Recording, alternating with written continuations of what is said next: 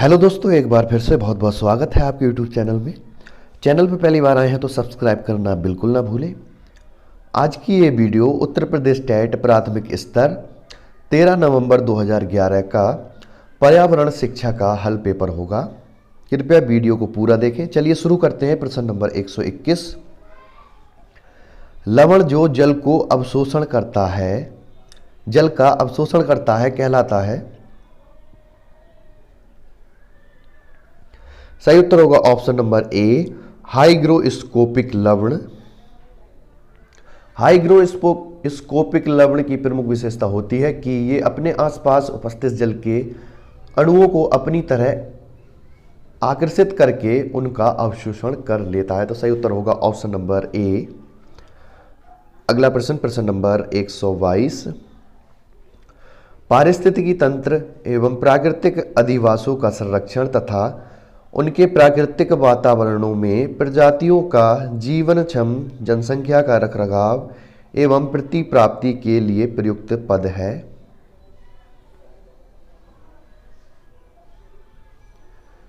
सही उत्तर होगा ऑप्शन नंबर बी, स्वस्थानीय संरक्षण।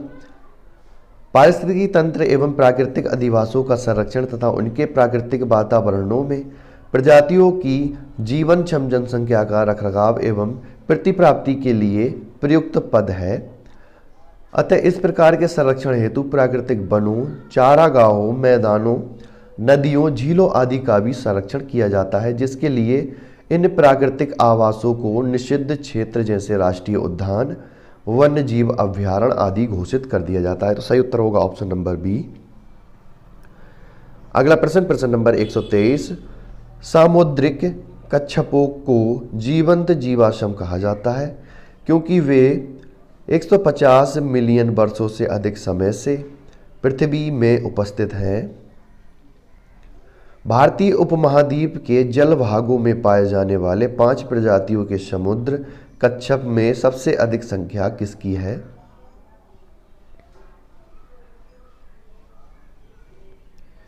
सही उत्तर होगा option number C, olive Ridley.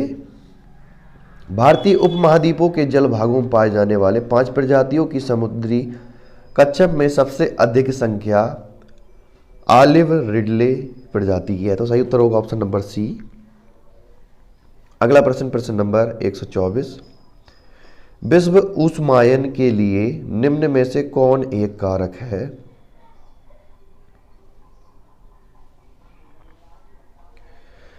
सही उत्तर होगा ऑप्शन नंबर ए, वाहनों से निकली गैस। विश्व ऊष्मायन के लिए CO2, N2O, CH4 आदि गैस उत्तरदायी हैं। ये गैसें वाहनों के इंजन के दहन से अत्यधिक मात्रा में उत्सर्जित होती हैं तथा ये गैसें वायुमंडल में पहुंचकर विश्व ऊष्मायन जैसी समस्या पैदा करती हैं। तो सही उत्तर होगा ऑप्शन नंबर ए।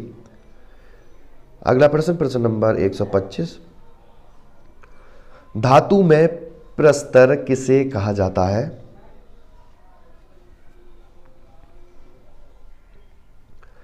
सही उत्तर होगा ऑप्शन नंबर डी, अयस्क। अयस्क को धातु में प्रस्तर कहा जाता है। अयस्क से ही विभिन्न प्रकार की धातुओं की प्राप्ति होती है। तो सही उत्तर होगा ऑप्शन नंबर डी, अयस्क। अगला प्रश्न, प्रश्न नंबर 126। पेड़ पौधे प्रदूषण को घटाते हैं क्योंकि वे अवशोषण कर लेते हैं। किसका अवशोषण करते हैं? तो सही उत्तर होगा option number B, carbon dioxide. पेड़ पौधे प्रदूषण को घटाते हैं क्योंकि वे कार्बन डाइऑक्साइड का अवशोषण कर लेते हैं। अगला प्रश्न, प्रश्न नंबर 127। भूकंप मापा जाता है।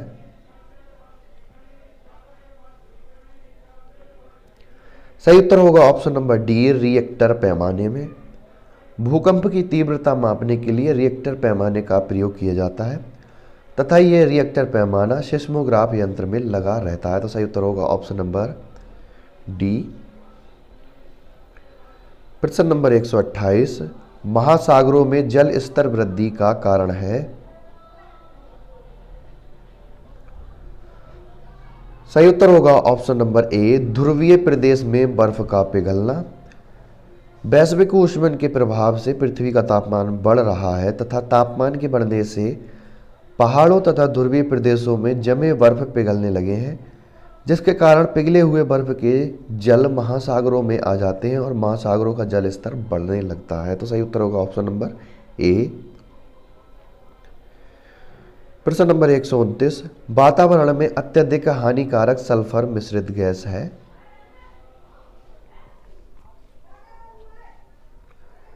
सही उत्तर होगा ऑप्शन नंबर डी, SO2। वातावरण में अत्यधिक हानिकारक सल्फर गैस ऑक्साइड के रूप में मिलती है, वह गैस है सल्फर डाइऑक्साइड, SO2। अगला प्रश्न, प्रश्न नंबर 130, वायु प्रदूषण को कम किया जा सकता है। तो सही उत्तर होगा ऑप्शन नंबर ए, वृक्षों द्वारा। कार्बन डाइऑक्साइड गैस के उत्सर्जन से वायु प्रदूषण में वृद्धि होती है। इस वृद्धि को वनीकरण वृक्षारोपण के द्वारा रोका जा सकता है, क्योंकि वृक्ष कार्बन डाइऑक्साइड का अवशोषण करते हैं तथा ऑक्सीजन का उत्सर्जन करते हैं। सही उत्तर होगा ऑप्शन नंबर ए। अगला प्रश्न, प्रश्न नंबर 131, विश्व पर्यावरण दिवस मनाया जाता है। सही उत्तर होगा ऑप्शन नंबर सी, 5 जून को। विश्व पर्यावरण की समस्याओं के प्रति जागरूकता फैलाने के लिए 5 जून को विश्व पर्यावरण दिवस मनाया जाता है, क्योंकि इसी दिन पर्यावरण के मुद्दे पर सर्वप्रथम बैठक वर्ष 1972 में स्कॉटलैंड में आयोजित की गई थी। तो सही उत्तर होगा ऑप्शन नंबर सी। अगला प्रश्न, प्रश्न नंबर 132, सूर्य के हानिकारक किरणों से पृथ्वी को कौन सा स्तर सुरक्षित रखता है।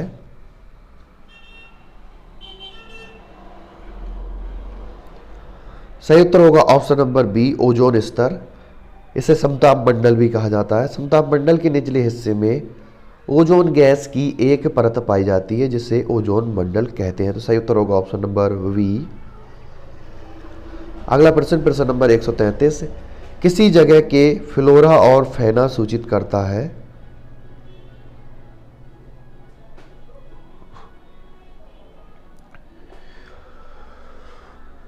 तो सही उत्तर होगा ऑप्शन नंबर ए, पेड़ पौधे एवं जंतुओं को। फ्लोरा और फैना पेड़ पौधों और जंतुओं की उपस्थिति को इंगित करता है। वनस्पति विज्ञान में अंग्रेजी शब्द फ्लोरा के 2 अर्थ हैं। एक, वनस्पति को आमतौर पर किसी विशेष क्षेत्र में प्राकृतिक रूप से उत्पन्न हुई वनस्पति या स्थानीय वनस्पति के वर्णन के लिए संदर्भित किया जाता है, जबकि फ्लोरा पुस्तक या अन्य कार्य है जिसमें वनस्पति और पेड़ पौधों के रेखा चित्र के साथ विभिन्न प्रकार के पौधों की पहचान और विवरण होते हैं। तो सही उत्तर होगा ऑप्शन नंबर ए। अगला प्रश्न, प्रश्न नंबर 134, पारिस्थितिकी तंत्र का उदाहरण है।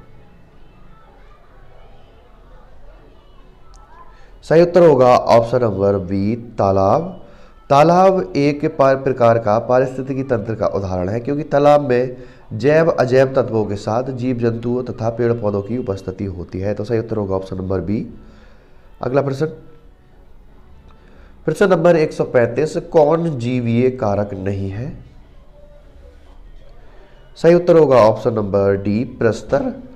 प्रस्तर एक अजैव कारक है, जबकि पेड़ पौधे, जंतु तथा सूक्ष्म जीव जैविक कारक हैं। तो सही उत्तर होगा ऑप्शन नंबर डी, प्रस्तर। अगला प्रश्न, प्रश्न नंबर 136, अधिकतर पेड़ पौधे पाए जाते हैं। तो सही उत्तर होगा ऑप्शन नंबर ए, स्थल मंडल में।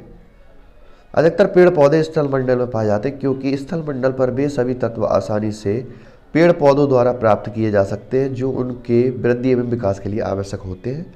सही उत्तर होगा ऑप्शन नंबर ए। अगला प्रश्न, प्रश्न नंबर 137, अन्य मृत जंतुओं पर निर्वाह करने वाले प्राणी को कहते हैं।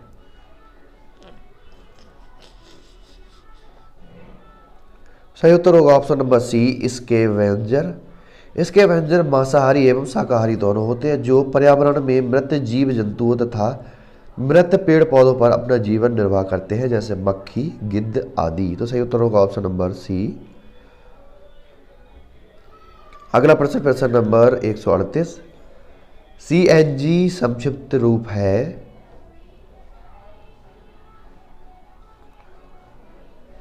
सही उत्तर होगा option number B, compressed natural gas का।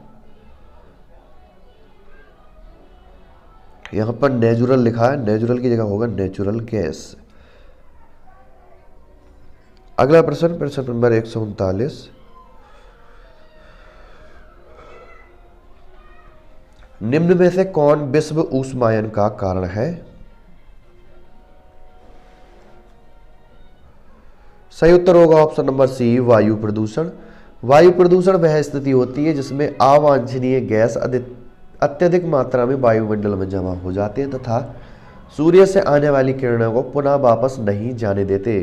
तो सही उत्तर होगा ऑप्शन नंबर सी। अगला प्रश्न, प्रश्न नंबर 140। महासागर ने पृथ्वी पृष्ठ के अधिकांश जगह को आवृत किया है जो लगभग। तो सही उत्तर होगा ऑप्शन नंबर ए, 3/4 या 3/4 भाग है। पृथ्वी के जलीय भाग पर जलमंडल कहा जाता है, जलीय भाग का जलमंडल कहा जाता है जिसमें सागर, नदियां, महासागर शामिल होते हैं। पृथ्वी के लगभग 1/4 भाग पर जलमंडल स्थित है, परंतु महासागर का विस्तार 2/3 भाग पर है। तो सही उत्तर होगा ऑप्शन नंबर ए।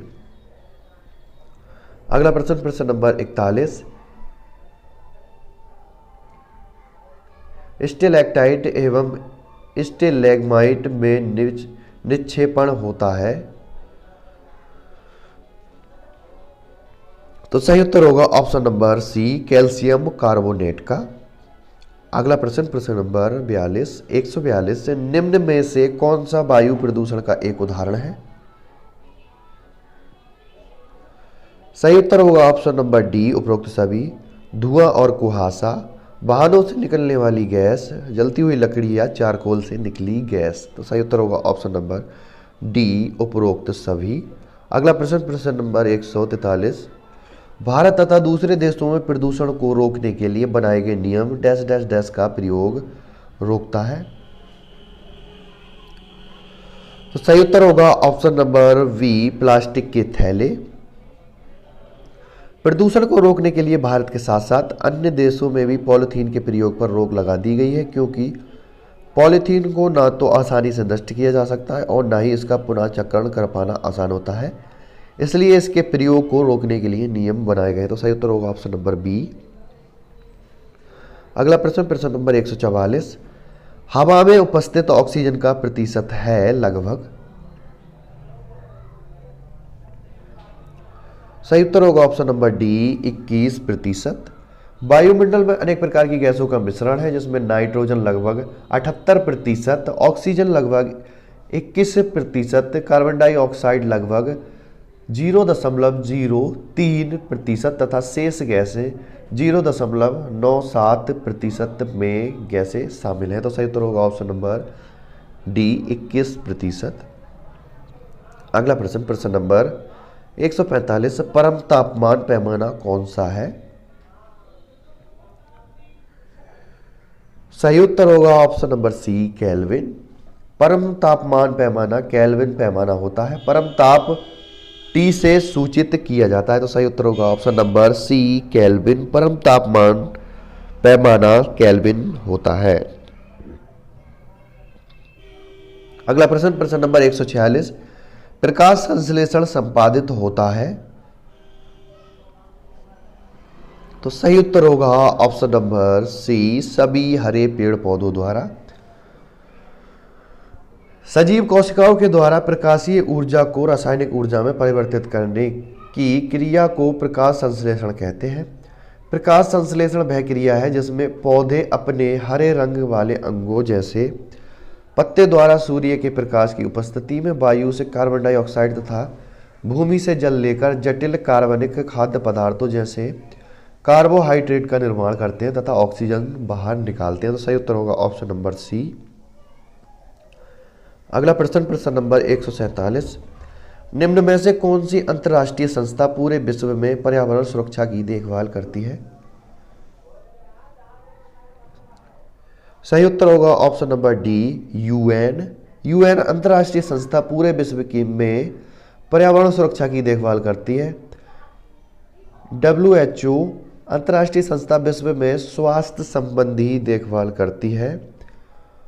जबकि WWF एवं PETA क्रमशः लुप्त प्राय जीवों एवं सामान्य जीव संरक्षण का कार्य करती है। तो सही उत्तर होगा ऑप्शन नंबर डी UN। अगला प्रश्न, प्रश्न नंबर 148, कीटनाशकों के अत्यधिक इस्तेमाल से होगा। सही उत्तर होगा ऑप्शन नंबर सी जल प्रदूषण। कीटनाशकों के अत्यधिक इस्तेमाल से जल प्रदूषण में वृद्धि हो रही है। तो सही उत्तर होगा ऑप्शन नंबर सी जल प्रदूषण। अगला प्रश्न, प्रश्न नंबर 149, ध्वनि या ध्वनि प्रदूषण मापा जाता है। तो सही उत्तर होगा ऑप्शन नंबर सी डेसिबल में। ध्वनि या ध्वनि प्रदूषण मापने की इकाई डेसिबल है। सामान्यतः एक व्यक्ति 70 से 80 डेसिबल तीव्रता की ध्वनि सहन कर सकता है। इससे अधिक तीव्रता ध्वनि प्रदूषण उत्पन्न करती है। तो सही उत्तर होगा ऑप्शन नंबर सी। लास्ट प्रश्न, प्रश्न नंबर 150, निम्न में से कौन पर्यावरण के लिए हानिकारक है। तो सही उत्तर होगा option number D plastic. Plastic का प्रयोग करना पर्यावरण के लिए हानिकारक होता है क्योंकि इससे ना तो नष्ट किया जा सकता है और ना ही पुनः चक्रण किया जा सकता है। तो सही उत्तर होगा option number D plastic. Thanks for watching and subscribe my channel.